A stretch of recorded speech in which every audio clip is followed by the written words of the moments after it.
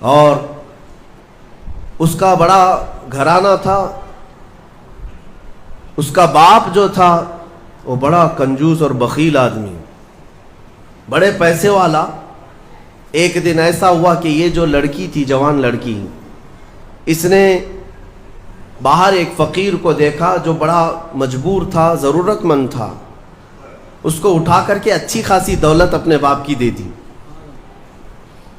اور باپ کو پتہ چلا تو اتنا غصے میں آیا کہ میں ایک پھوٹی کوڑی نہیں دیتا اور تو اتنی بڑی دولت اٹھا کر دے دی. اور غصے میں اپنی بیٹی کا ہاتھ کاٹ دیا. اس کا ہاتھ کٹ گیا.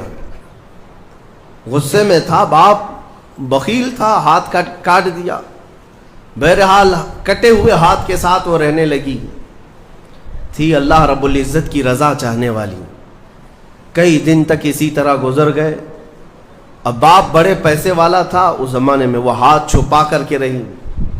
پھر اس کا رشتہ آیا ایک بہت بڑے خاندان سے، اور بڑے خاندان کا جو شہزادہ تھا اس نے پسند کر لیا. شادی کی ڈیٹ قریب آئی. ان لوگوں نے ہاتھ نہیں دیکھا، بس چہرہ اور باقی ساری چیزیں دیکھی، اور انہوں نے بھی چھپا رکھا کہ ہاتھ نہیں ہے. کٹے ہوئے ہاتھ کے ساتھ کون شادی کرے گا؟ بہرحال شادی ہو گئی. شادی ہونے کے بعد وہ گھر رخصت ہو گئی. اپنے نئے دولہے کے ساتھ وہ اپنے گھر پر بیٹھی ہے دسترخوان پر. وہ بائیں ہاتھ سے کھایا کرتی تھی، ایک ہاتھ تو کٹا ہوا تھا، چھپا کر کے رکھتی تھی. دسترخوان پر جب بیٹھی، اس کا نیا دولہا ہے، اس کے گھر والے، کھانے کے وقت اب ہاتھ نکالنے کی باری آ گئی. وہ بائیں ہاتھ سے کھا رہی تھی تو اس کے شوہر نے کہا کہ کیا سیدھے ہاتھ سے نہیں کھا سکتی؟ سیدھے ہاتھ سے کیوں نہیں کھا سکتی؟ اب اس کے رشتے کے ٹوٹنے کا وقت آ گیا تھا. اگر پتہ چلے تو دھوکہ کیا ہے، کٹے ہوئے ہاتھ کے ساتھ ہمارے ساتھ نکاح ہوا ہے. اس کے آنکھوں میں آنسو آئے. وہ ہاتھ اپنے کپڑے کے اندر ہی چھپائی رہی. اچانک اسے غیب سے ایک آواز آئی، اے میری بندی ہاتھ نکال.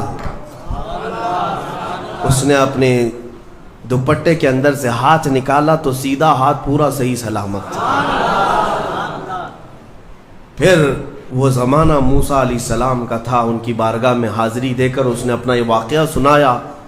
سیدنا موسیٰ کلیم اللہ فرمانے لگے، مولا نے مجھے یہ وحی دے کر بھیجا اور ارشاد فرمایا کہ اے موسیٰ، ہم اس ہاتھ کو شرمندہ نہیں ہونے دینا چاہتے جو ہاتھ میری بارگاہ میں اخلاص سے اٹھاؤ. میرے عزیزو، یہ اخلاص کی دولت ہے. جو خالصتاً اللہ کے لیے کچھ کیا ہو، مولا اسے کبھی ذلیل نہیں ہونے دے گا، اسے بے عزت نہیں ہونے دے گا. اسی لیے کچھ کام ایسے کر جاؤ جو خالصتاً اللہ کے لیے ہو. رب تبارک و تعالیٰ کے لیے اب تک کیا کیا ہے اس کا بھی آپ کے پاس کچھ تو ہونا چاہیے. اگر اپنی زندگی میں آپ احتساب کریں، اپنا ہی محاسبہ کریں کہ میں جوانی سے لے کر اب تک جتنے کام کیا ہوں، کوئی کام ایسا ہے جو خالص اللہ کے لیے کیا ہو؟